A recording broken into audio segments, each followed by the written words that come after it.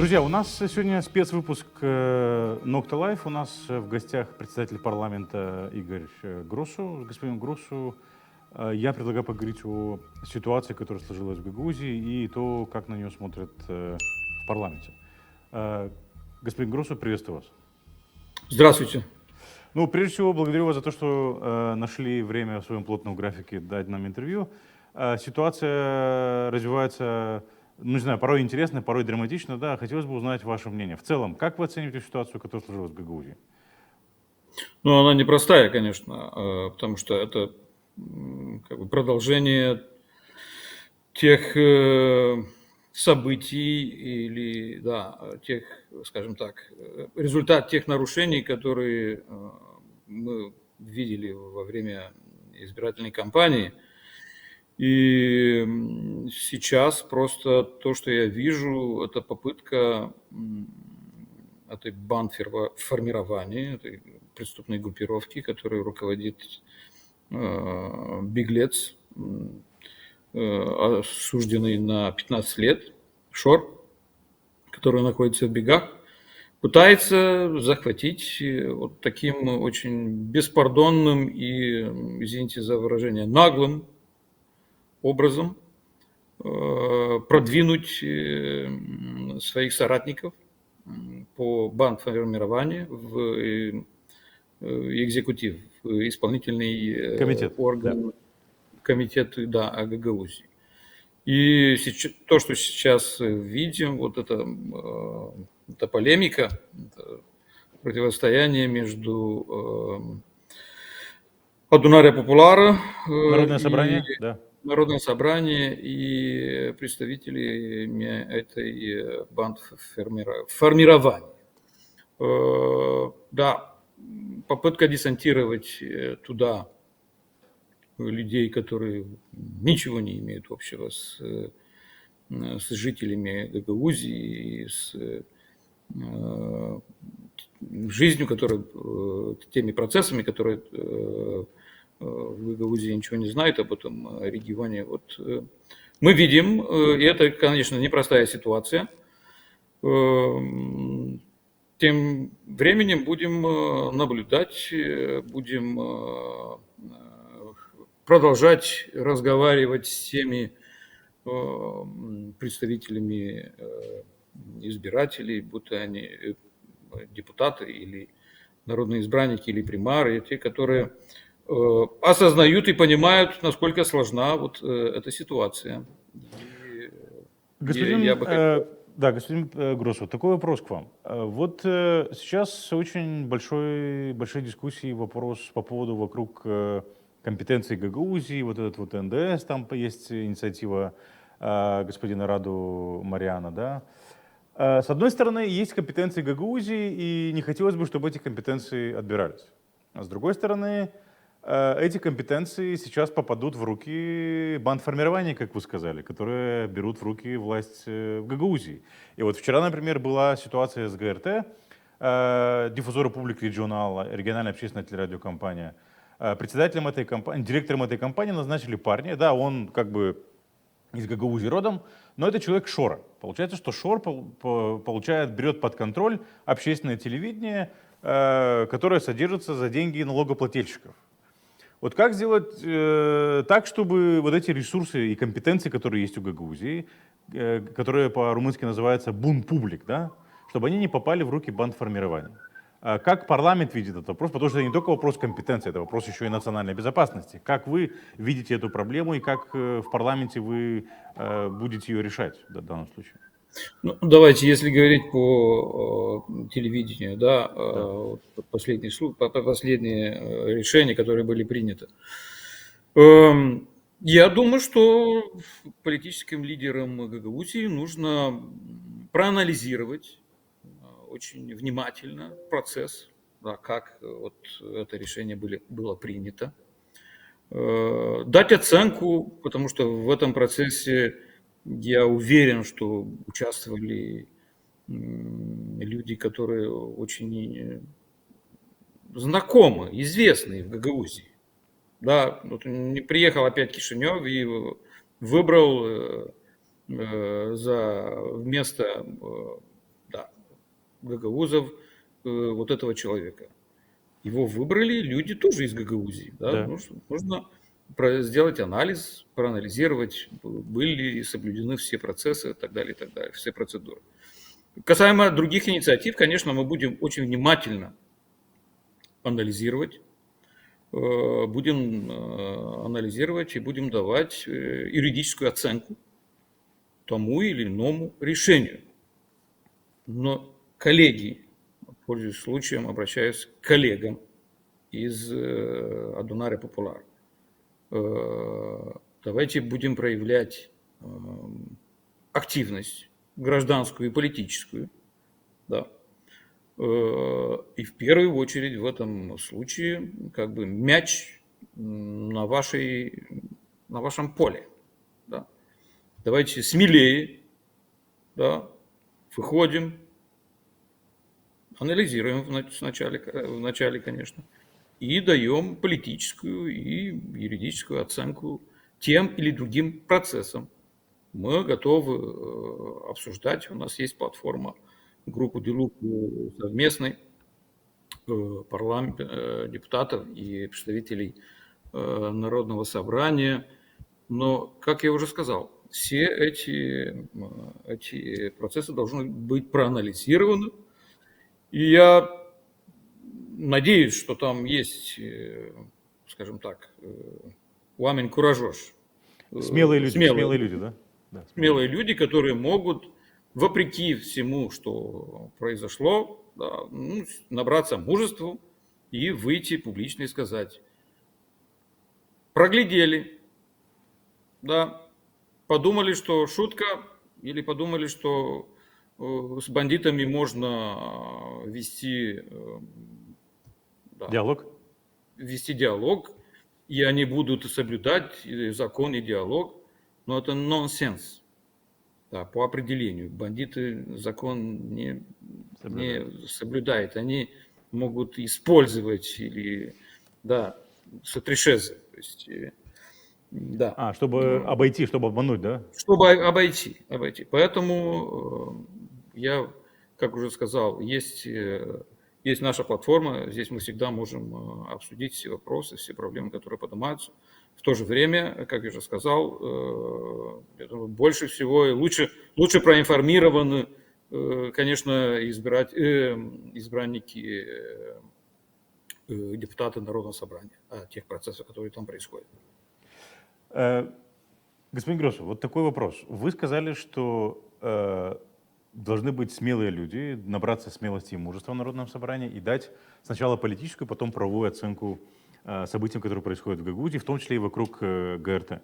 Означает ли это, что если они не дадут эту оценку политическую и правовую, то эту оценку даст парламент? Или парламент не будет вмешиваться в эту ситуацию? Нет, конечно, мы будем там, где мы увидим, что есть нарушение, конечно, мы обязаны дать свою оценку. Но опять-таки,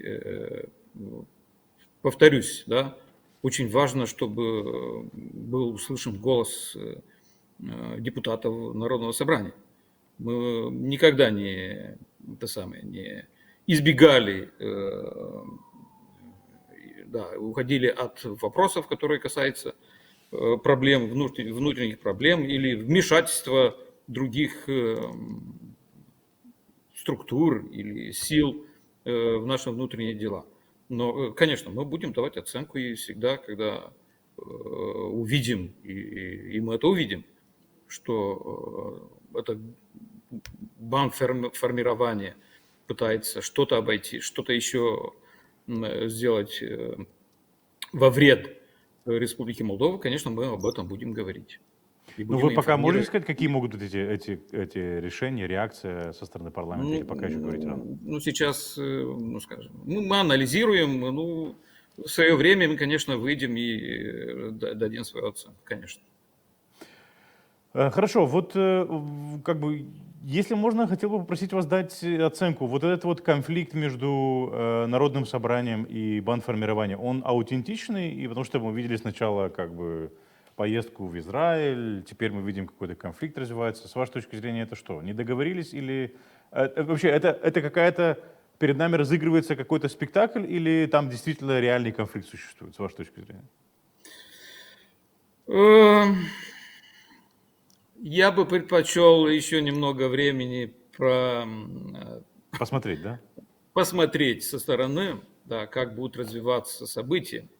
Потому что вначале была попытка договориться. Да, да, была попытка договориться, и она не увенчалась успехом, потому что бандиты сделали э, свои дела, и кто-то остался да, ни с чем, скажем так. И лицо потерял, и то, что надеялся, не получил. Сейчас, поэтому я и да, много раз говорил, вот те, которые что-то попытались договориться, да, нужно набраться мужества и выйти и сказать, да, попытались договориться с бандитами, они оказались бандитами. Не идет речь о лице чем-то, да, чтобы спасти чью-то репутацию, да. Да, речь идет о наших граждан, которые живут и работают и трудятся в Гагаузии.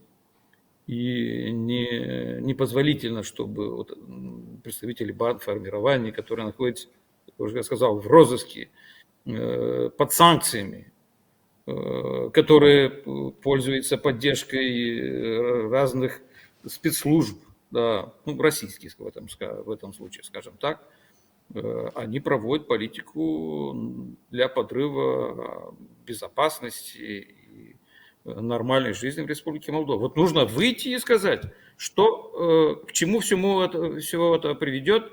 Мне сейчас трудно сказать.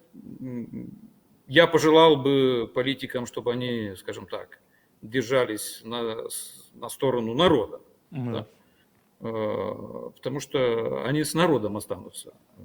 Да? Они не улетят никуда, и их в этой вилле не будут гостить. Да?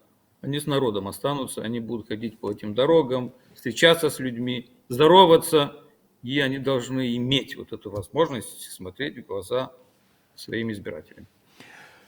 Господин Гросу, вот вопрос об НДС. Вчера были публичные слушания в парламенте, в которых участвовали депутаты Народного собрания. Там было много призывов не делать этого, не забирать у Гагаузии эти 100 миллионов. Хотя, как бы, справедливости ради нужно говорить, что парламент не предлагает, нет, не парламент, а в данном случае автор инициативы, не предлагает забирать эти 100 миллионов у Гагаузии, а предлагает возмещать НДС из бюджета Гагаузии, поскольку НДС, генерируемый и формируемый на месте, остается в бюджете Гагаузии. Что дальше с этой инициативой? Она, по-моему, была принята в первом чтении. Во втором чтении она будет принята, с вашей точки зрения? Ну, сейчас мы находимся в стадии обсуждения. Было первое обсуждение. Еще будут встречи. Я попросил нашу коллегу, госпожа Волох, которая сопредседатель Рабочей группы, да? Рабочей группы взаимодействия между парламентом и Адунария Популара, Народным собранием. Эти консультации будут продолжены, будут привлекаться эксперты по необходимости, кого предложат участники этого обсуждения. Ну, мы сейчас, скажем так, на заседании, экстренном заседании, которое пройдет на этой неделе, нету планов, чтобы принять во втором чтении. Мы оставим это когда уже еще будут обсуждения, и когда мы будем готовы, посмотрим, что были все ответы на все вопросы, тогда уже будем принимать решение, ставить на голосование в втором чтении или нет. Господин Грозов, вот вопрос, связанный с вмешательством Кишинева, потому что под Кишиневым подразумевают правящую партию ПАС, в частности, да, вот все обвиняют или пытаются обвинить ПАС, в частности, ну, не знаю, вас, президента, в том, что вы в этой ситуации вмешиваетесь, да, даже вот мы видим плакаты, да, что вот Константинов под юбкой там, не знаю кого, в общем, под каблуком не знаю кого.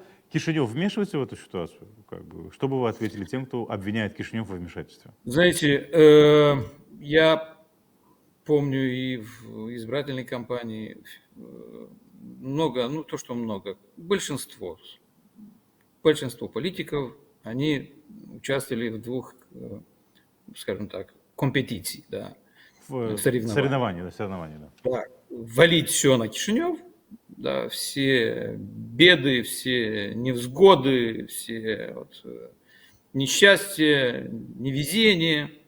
И второе, доказать, что кто больше любит Москву и Россия. Кремль. Россия. Да. Я рекомендую набраться мужества, увидеть конкретную проблему, да, и у этой проблемы есть имя, уважаемые политики из Народного собрания, и не только из Народного собрания.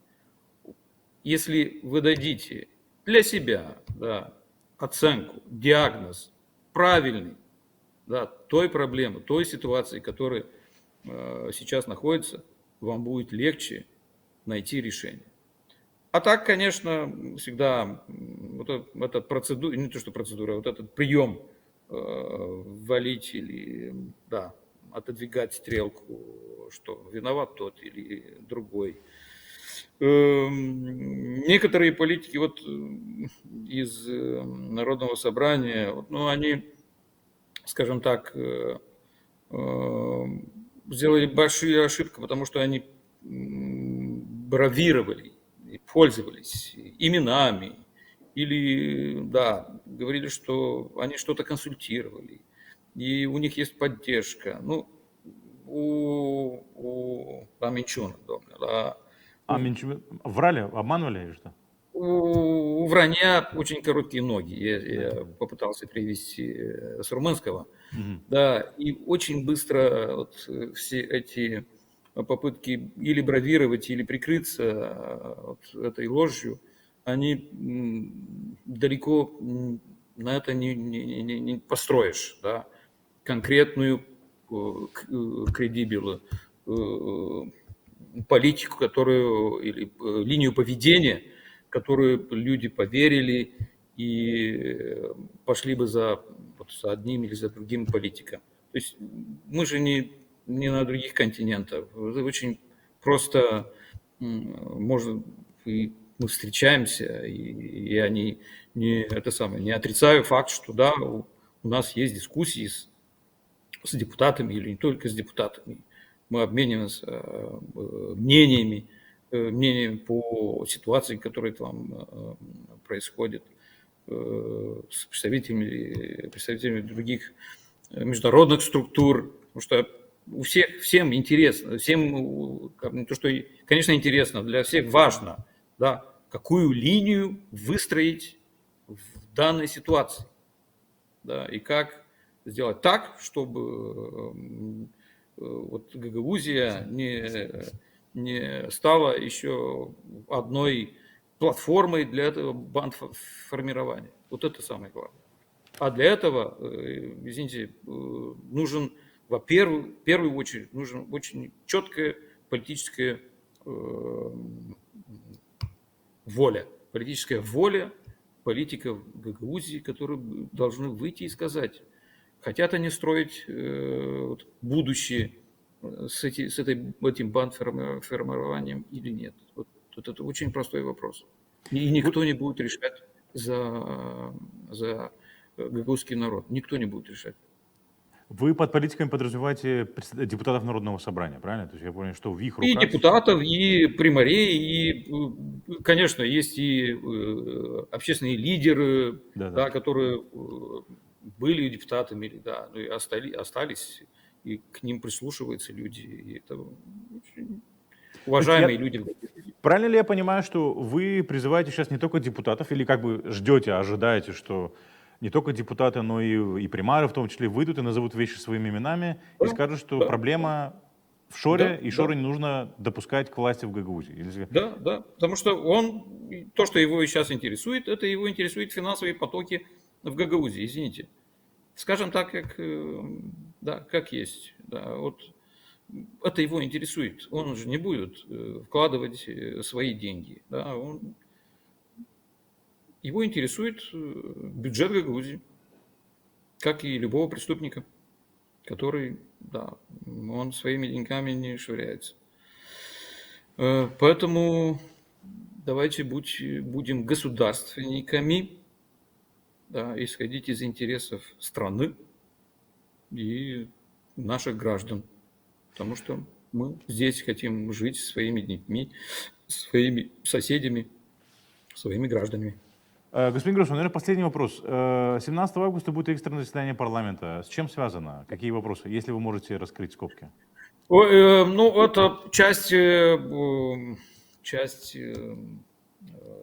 тем, да, или проектов. Это от правительства, потому что правительство еще в конце июля попросило нас организоваться на одном экстренном заседании. Это те решения, которые касаются и аккорду соглашений с нашими партнерами по финансированию и по процедуре. Мы не укладывались в те сроки, они не укладывались в те сроки, которые сначала подумали и прогнозировали. Поэтому я попросил коллег, чтобы мы нашли один день в августе. И с нашей стороны у нас будут наши коллеги. Насчет оппозиции еще не знаем. Завтра заседание постоянного бюро. Надеюсь, что и оппозиция ответит на мою инициативу, потому что согласно процедуре я выступил с этой инициативой созвать экстренное заседание для того, чтобы принять эти законы. И у нас общий интерес. Мы готовимся, конечно, к процессу открытия переговоров для вступления в Европейском Союзе, и поэтому нужно мобилизироваться всем, и правительству, и парламенту, и всем на всех уровнях. Поэтому и мы созываем экстренные заседания на этой неделе. То есть это заседание связано в том числе и с процессом подготовки к процессу переговоров, правильно я понимаю? Да. Господин Гросу, я благодарю вас за то, что нашли время ответить на наши Спасибо вам. вопросы, и удачи вам на экстренном заседании. Спасибо. Всем нам удачи. Всем нам удачи. Да. Да, спасибо. Всего хорошего. Всё. До свидания. Друзья, это был спецвыпуск Nokta Live. Гостем этого спецвыпуска был председатель парламента Республики Молдова Игорь Гросу. До новых встреч. До свидания.